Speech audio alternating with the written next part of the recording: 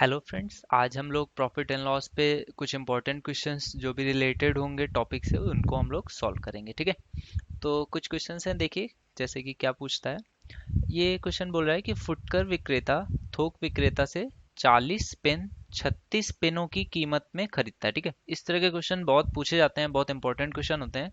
और अगर आपने इस तरह क्वेश्चन पहले से सॉल्व नहीं किए हैं और पेपर में आपको इस तरह का क्वेश्चन मिल जाए तो फिर बहुत प्रॉब्लम होती है। आप बहुत दिमाग लगाते हैं लेकिन सॉल्यूशन इसका नहीं निकलता है। ठीक है, तो इसको आप समझ लीजिए कैसे इस तरह के क्वेश्चंस को हम लोग सॉल्व करेंगे। ठीक है, तो क्या बोल रहा है कि जो फुटकर विक्रेता है, जो लोकल डिस्ट्रीब्यूटर है, वो क्या कर रहा है, थोक विक्रेता से 40 पेन 36 पेनों की कीमत पे खरीदता है। ठीक है, तो और उन्हें 1% बट्टे के साथ बेच देता है, तो प्रतिशत लाभ आपको बताना है क्या होगा। ठीक है, तो अब इस तरह के क्वेश्चंस पे आप सबसे पहले क्या कीजिए, आप क्या कीजिए कि एक पेन की कीमत कुछ मान लीजिए। ठीक है, और सबसे इजी वैल्यू क्या होती है, 100 रुपए। ठीक है, तो एक पेन का जो कॉस्ट प्राइस है वो क्या मान लिया कि मैंने 100 रुपए कॉस्ट प्राइस एक पेन का है। ठीक है, तो 36 पेनों का कॉस्ट प्राइस कितना हो जाएगा, वो भी 3600 रुपये हो जाएगा। इजी सी बात है।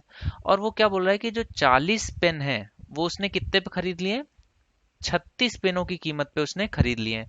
तो उसने 40 पेन कितनी कीमत पे खरीदे हैं, 3600 रुपये पे उसने खरीदे हैं। ठीक है, तो उसको जो है एक पेन का कॉस्ट कितना पड़ा, एक पेन की सीपी जो है उसके लिए कितनी पड़ी है, 40 से आप इसको डिवाइड कर दीजिए तो 9 × 36 होता है, तो एक पेन की उसको सीपी कितनी पड़ी, 90 रुपए। ठीक है, अब देखिए जो बट्टा होता है वो अगर अपना जितने पे खरीद के लाए उतने पे तो बट्टा देगा नहीं, जो लिखित वैल्यू रही होगी, क्योंकि ये इतने पे सबको दिखाता होगा कि 100 रुपए उसकी कॉस्ट प्राइस है, तो इस पर वो 1% के बट्टे के साथ बेच देता है। तो 1% का बट्टा जब लगेगा तो कितने पे बिकेगी, 99 रुपीज में। ठीक है, तो 1% बट्टे के साथ उन्हें बेच देता है, तो प्रतिशत लाभ क्या होगा, तो 90 की चीज वो कितने में बेच रहा है, 99 में, तो कितने का प्रॉफिट है, 9 रुपए का। ठीक है, तो 9 का प्रॉफिट 90 में है, यानी कि 1/10, यानी कि कितना परसेंट हो गया, 10% का उसका प्रॉफिट होता है। ठीक है फ्रेंड्स, नेक्स्ट क्वेश्चन देखते हैं।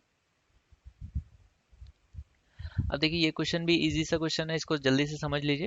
वो क्या बोल रहा है कि यदि 150 से 300 रुपए के बीच, यहाँ पे रुपए है, 150 से 300 रुपए वेरी करता है, इसके बीच में खरीदी गई पुस्तकें 250 से 350 रुपए की कीमत पर बेची जानी है। ठीक है, ये भी रुपीज में ही है दोनों, कि 250 रुपए से 350 रुपए की कीमत पर बेची जानी है, तो अधिकतम संभावित लाभ क्या है। ठीक है, जो 15 पुस्तकें बेचने पर मिलेगा। तो इजी क्वेश्चन है। देखिए जब आप कम से कम यानी कि सबसे सस्ते में खरीदेंगे और सबसे महंगे में बेचेंगे, तभी आपको संभावित लाभ जो है वो अधिकतम मिलेगा। ठीक है, तो एक पुस्तक के लिए आप सबसे अधिक संभावित लाभ कितना निकाल सकते हैं कि 350 में बेचें कौन सी चीज जो 150 में खरीदी हो, तो कितना का प्रॉफिट होगा आपको, सीधे से 200 रुपए का। ठीक है, तो 15 पुस्तकों पर संभावित लाभ जो अधिकतम होगा वो कितना हो जाएगा, 15 दूनी 30, यानी कि 3000 रुपये आप मैक्सिमम लाभ उठा सकते हैं। ठीक है, नेक्स्ट क्वेश्चन देखते हैं। अब देखिए ये क्वेश्चन एक पूछा भी गया था, मैंने उस पर भी एक्सप्लेन किया था, और यहाँ पर भी आप आराम से इसको समझ लीजिए। देखिए क्या बोल रहा है कि अगर वस्तु को बेचने पर विक्रय मूल्य के 25% के बराबर लाभ होता है। ठीक है, मैंने आपको हमेशा बोला कि सीपी को हम लोग कितना मानते हैं, 100 मानते हैं। लेकिन सीपी को 100 क्यों मानते हैं, क्योंकि हमेशा जो प्रॉफिट काउंट होता है वो किससे होता है, सीपी के बेस पे होता है। लेकिन अगर यही बेस ही चेंज कर दिया जाए और किस पे प्रॉफिट माने जाना लगे, विक्रय मूल्य पे, सेलिंग प्राइस पे, तो फिर हम क्या करेंगे, तब हम लोग सीपी को 100 नहीं मानेंगे, तब क्या करेंगे, सेलिंग प्राइस यानी कि एसपी को क्या मान लेंगे, 100। ठीक है, अब देखिए जब चीज 100 रुपए में बेची जा रही है और इसी का 25% का लाभ हो रहा है, तो यानी कि यहाँ पर 25 का लाभ हो रहा है, तो वो खरीदी कितने में गई होगी, 75 में खरीदी गई होगी, तभी तो लाभ हो रहा होगा 25 का, तभी 100 में बेची जा रही होगी। ठीक है, तो देखिए 25% का लाभ विक्रय मूल्य के हिसाब से हो रहा है, तो प्रतिशत लाभ जो है वो तो हम लोग काउंट किससे करते हैं, सीपी के बेस पे। तो सीपी के बेस पे काउंट करिए, तो 25 रुपए का लाभ, और कितने है सीपी, 75, तो ये कितना हो गया, 25 × 75, 1/3 और गुणे 100, तो ये कितना आ गया, 33। सही 1/3% का लाभ हो रहा होगा। ठीक है फ्रेंड्स, नेक्स्ट क्वेश्चन देखते हैं। अब देखिए ये क्वेश्चन क्या कह रहा है कि एक घड़ी को 20% लाभ पर बेचा जाता है, यदि क्रय मूल्य और विक्रय मूल्य प्रत्येक 100 रुपए कम कर दिया जाए तो लाभ 5% बढ़ जाएगा। क्रय मूल्य क्या है, देखिए बहुत अच्छा क्वेश्चन है। इस पे कुछ बुक्स में प्रिंट गलत होता है तो लाभ 5% हो जाएगा ऐसा भी लिखा होता है। तो ये क्वेश्चन का आंसर गलत भी निकलता है, निगेटिव में आंसर आने लगता है। तो ये बहुत इंपॉर्टेंट क्वेश्चन है, आप इसको ध्यान से समझ लीजिए, ठीक है। देखिए, पहले क्या बोला कि घड़ी को 20% लाभ पर बेचा जाता है, यानी कि अगर मेरी 100 रुपए की कॉस्ट थी तो मैं कितने में बेच रहा हूँ? 120 में। लेकिन क्योंकि मैंने कॉस्ट मानी है तो ये कितना हो जाएगा प्रतिशत में, अगर 100% की रही होगी तो 120% में बेची जाती रहेगी। अब वो क्या बोल रहा है कि प्रत्येक का क्रय मूल्य और विक्रय मूल्य प्रत्येक 100 रुपए कम कर दिया जाए। तो कुछ लोग क्या करते हैं कि 100% में नहीं हो रहा तो 1000% मानते हैं, फिर उसमें 100 कम करेंगे तो 900%। तो ऐसे परसेंट में आप खेलिए नहीं, बहुत ज्यादा टाइम लग जाएगा अगर सही बैठेगा नहीं तो, ठीक है। आप क्या कीजिए, जो क्वेश्चन कह रहा है वैसे करिए। 100% था, अभी कितना 100 रुपए कम करना है, ठीक है। तो रुपए परसेंट से तो घटा नहीं सकते, तो इसको मैंने ऐसे ही लिख दिया, ठीक है। तो 100% माइनस 100 रुपीज, ठीक है। और 120% में से भी मैं 100 रुपए घटा दूं तो ये कितना आ जाएगा? 120% माइनस 100 रुपीज, ठीक है। अब वो क्या कह रहा है कि अगर दोनों तरफ से 100 रुपए घटा दिए जाते तो अब जो है लाभ 5% बढ़ जाता है, यानी पहले कितना था 20%, तो अब लाभ कितना होता? 25% का लाभ होता। तो देखिए, 25% का लाभ हो रहा होगा तो इस पे मैं क्या करूंगा, सीधे से 25% का लाभ इसमें ऐड करूं, या फिर इसका सीधे से 125% निकाल लूं। तो देखिए, इसका 125% कितना होगा? 100 का 125%, 125%। देखिए, 100 का कितना भी परसेंट आप निकालिए वैल्यू उतनी ही आएगी। 100 का 5% 5, 20% 20, 1000% 1000, ठीक है। तो 125% भी कितना आ जाएगा? 125%। और सिमिलरली रुपए का भी, तो वो भी कितना आ जाएगा? 125% का 125 रुपए, ठीक है। अब देखिए, अगर मेरा ये कॉस्ट प्राइस होता 100 रुपए कम, तो उस पे 25% का लाभ होता तो मैं कितने में बेच रहा होता? इतने में। लेकिन सवाल ने पहले भी बताया है कि पहले वो कितने में बेचता था? 20% प्रॉफिट पे, और उस पे भी 100 रुपए कम हुआ है। तो एक तरह से ये भी वैल्यू आनी चाहिए और ये भी आनी चाहिए, दोनों क्या होनी चाहिए? सेम होनी चाहिए। तो बस अब हमें कुछ नहीं करना, हम क्या करेंगे, वैल्यूज को सेम कर देंगे। तो 125% माइनस 125 रुपए इज इक्वल टू कितना आ जाएगा? 120% माइनस 100 रुपए, ठीक है। तो अब इसको आप सॉल्व कर लीजिए, तो 120 इधर आ जाएगा तो कितना बचेगा? 5%। और इसकी वैल्यू कितनी हो जाएगी? 125 उस साइड चला जाएगा तो ये कितना 100 से घट जाएगा तो कितना बचेगा? 25। तो 5% की वैल्यू 25 है, तो क्रय मूल्य हमेशा कितना होता है? 100%। इसकी वैल्यू कितनी आ जाएगी? एक की वैल्यू कितनी? 5 है, तो 100 की वैल्यू 500 रुपए, ठीक है। तो इसका आंसर हमारा कितना आ जाता है? 500 रुपीज, ठीक है फ्रेंड्स। अब देखिए, ये क्वेश्चन क्या कह रहा है कि एक व्यापारी बिक्री के लिए सिले सिलाए वस्त्रों के मूल्य पर 25% की छूट देने की घोषणा करता है। यदि कोई व्यक्ति कुल 400 रुपए की छूट चाहता हो तो उसे 320 रुपए मूल्य की कितनी शर्ट खरीदनी चाहिए? देखिए, इजी क्वेश्चन है। 400 रुपए की वो कुल छूट चाहता है, मतलब उसकी कुल छूट कितनी हो? 400 रुपए। और जो सेलर है वो कितनी छूट देता है? 25% की। तो देखिए, 320 रुपए की वो शर्टें खरीदना चाहता है और चाहता है कि 400 रुपए मेरे बच जाएं, तो कितनी शर्ट खरीदे? तो देखिए, 320 का 25% यानी कि 1/4, इसकी आप वैल्यू निकाल लीजिए कि एक शर्ट पे वो कितनी छूट देता है, ठीक है। तो एक शर्ट पे कितनी छूट आएगी? 1/4, इसकी वैल्यू निकालेंगे तो कितनी आ जाएगी? 80 रुपए। तो 80 रुपए वो छूट एक शर्ट पे देता है, और उसे टोटल कितनी चाहिए छूट? 400 रुपए की, ठीक है। तो कितनी शर्ट वो खरीदे? सीधे से वो 5 शर्टें अगर खरीद ले तो 80 8 5 40, यानी कि 400 शर्टें, 400 रुपए उसके बच जाएंगे, ठीक है। इजी क्वेश्चन था। नेक्स्ट देखते हैं। अब देखिए, ये क्वेश्चन पूछा जाता है, पेपर में भी आया हुआ ये क्वेश्चन है, सेम क्वेश्चन रिपीट होता है। बोल रहा है कि यदि अपनी वस्तुओं पर 10% की एक दुकानदार छूट की घोषणा करता है और मूल कीमत 20% बढ़ा देता है तो प्रतिशत लाभ या हानि बताइए। प्री में कई बार रिपीट हुआ है, 3 4 बार ये सेम क्वेश्चन आया हुआ है। देखिए, इजी क्वेश्चन है, बस थोड़ा सा कंफ्यूजन कहाँ पे होता है कि वो छूट 10% की घोषणा करता है और मूल कीमत बढ़ा देता है। तो लोगों को लगता है कि मूल कीमत बढ़ा रहा है लेकिन अंकित मूल्य पे तो कुछ चेंज समझ में नहीं आ रहा, ठीक है।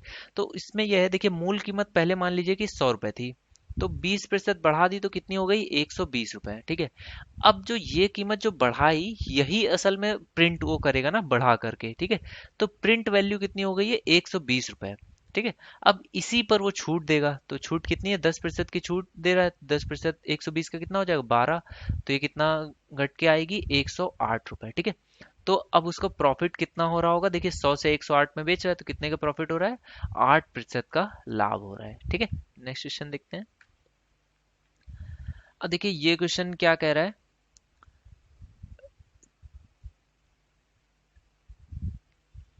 देखिए, 3,60,000 रुपए की एक कृषि भूमि है, ठीक है, खेत है। उसका एक तिहाई भाग 20% पे, ठीक है। तो देखिए इसका एक तिहाई सीधे से निकल आएगा, तो 1,20,000 रुपए का जो है भाग है, वो उसने कितने 20% हानि पर बेच दिया। यहाँ पे निगेटिव में साइन लिख देता हूँ। और 2/5 भाग 25% लाभ पर। तो देखिए 2/5 भाग आप इसका निकालेंगे। चलिए यहाँ पे मैं लिख देता हूँ, 2/5 पार्ट किस पे बेच रहा है, 25% के लाभ पर बेच रहा है, ठीक है। और क्या बोल रहा है, शेष भाग को किस मूल्य पर भेजे बेचे, सॉरी यहाँ पे बेचे होगा, ठीक है। किस मूल्य पर बेचे कि पूरे सौदे में उसे 10% का लाभ हो। देखिए इजी क्वेश्चन है। आपको पूरे सौदे में कितने का चाहिए, 10% का लाभ, तो 3,60,000 का 10% कितना आ जाएगा, 36,000, ठीक है। 3,60,000 है तो कितना आ जाएगा ये, एक जीरो कम हो जाएगा, तो ये कितना आ जाएगा, 36,000 का उसे कुल प्रॉफिट चाहिए, ठीक है। अब देखिए 1,20,000 की जो वैल्यू है उस पे उसे कितना 20% का लॉस हुआ है, तो इसका 10% कितना होता है 12,000, और 20% कितना हो जाएगा, तो 24,000 का तो इसने इसमें लॉस खाया हुआ है, ठीक है। तो यहाँ तो ये वैल्यू माइनस में है। अब देखिए 2/5 इसकी निकाल लीजिए, तो 2/5 इसकी कितनी आ जाएगी, 5 से इसको डिवाइड करेंगे तो हो जाएगा 72, और 72 दूनी 144, ठीक है। तो 144 और ये कितने 30, ठीक है। तो ये वैल्यू कितनी आ जाएगी, 1,44,000। अब इस पे भी क्या बोल रहा है, 25% का प्रॉफिट है, तो इसका 25% निकालेंगे तो कितना आ जाएगा, इसका 1/4 कर दीजिए, तो ये कितना आ जाएगा, 36,000 रुपए जो है इसको प्रॉफिट हुआ है सिर्फ इसमें से, ठीक है। तो देखिए यहाँ पे 36,000 का प्रॉफिट है, यहाँ पे 24,000 का लॉस है। तो अभी टोटल प्रॉफिट में मैं कितना हूँ, 12,000 रुपए में अभी प्रॉफिट में हूँ, ठीक है। और मुझे टोटल प्रॉफिट चाहिए कितना, 36,000, यानी कि अभी 24,000 का जो है और प्रॉफिट मुझे निकालना है, ठीक है। तो 24,000 का और प्रॉफिट निकालना है कितने में से, देखिए 1,20,000 और 1,44,000, तो ये टोटल कितना होता है, ये होता है 2,64,000 रुपए जो है मैंने यूज कर लिए हैं, ठीक है। अब बचा कितना पार्ट बाकी है बेचने के लिए, तो देखिए 2,64,000 और ये 3,60,000, तो कितना 96,000 का जो है प्लॉट अभी बाकी है, जो कृषि भूमि है वो 96,000 की बाकी है। और उस पे कितना 24,000, तो देखिए 24 का 4 गुना होता है 96,000, तो इस पे कितना मुझे प्रॉफिट चाहिए होगा, तो 24/96 या 1/4, यानी कि 25% लाभ पे मुझे जो बाकी शेष भाग है उसे भी 25% लाभ पर बेचना पड़ेगा। तब मुझे नेट प्रॉफिट जो है कितने का, 36,000, यानी कि 10% का टोटल लाभ हो पाएगा, ठीक है। नेक्स्ट क्वेश्चन देखते हैं। अब देखिए ये क्वेश्चन क्या कह रहा है कि एक व्यक्ति 2,470 रुपए में 26 किलो चावल खरीदता है, और 10 किलो चावल इसमें 110 रुपए प्रति किलोग्राम के भाव से बेच देता है, ठीक है। तो 70 रुपए का लाभ कमाने के लिए शेष चावल किस भाव से बेचे, ये भी लगभग सेम टाइप का ही क्वेश्चन है। बस इसमें क्या है कि पहले इसमें भी सेम है, 2,470 रुपए का वो नेट खरीद के लाया है, कितना चावल, 26 किलो, ठीक है। और उसे प्रॉफिट कितना चाहिए, उसे 70 रुपए का प्रॉफिट चाहिए। तो मैं मान लेता हूँ सीधे से मैं कॉस्ट प्राइस में 70 रुपए ऐड कर देता हूँ, तो ये कितना आ गया, ये आ जाएगा 2540 रुपए में उसको टोटल सेल करना है, ठीक है। या फिर ये है कि सेल जब वो 26 किलो कर दे तो उसको कितना मिलना चाहिए, 2540 रुपए मिलना चाहिए। अब देखिए 10 किलो चावल उसने 110 रुपए के हिसाब से बेच दिए, तो 110 रुपए के हिसाब से जब 10 किलो बेचा तो कितना 1,100 रुपए उसको मिल गया है, ठीक है। तो 1,100 रुपए आप हटा दीजिए, तो देखिए कितना आ गया, 1,440, यानी कि 1,440 रुपए का भी चावल और बेचना है। अब देखिए 10 किलो चावल बेच चुका है, तो बचा कितना है, 16 किलो चावल बाकी है, ठीक है। तो शेष चावल पूछा है किस भाव से बेचे, तो 16 से आप इसको डिवाइड कर दिए, 16 9 144, तो 90 रुपए के भाव से जब वो शेष चावल को बेचेगा तब उसे कितना 70 रुपए का लाभ होगा, ठीक है।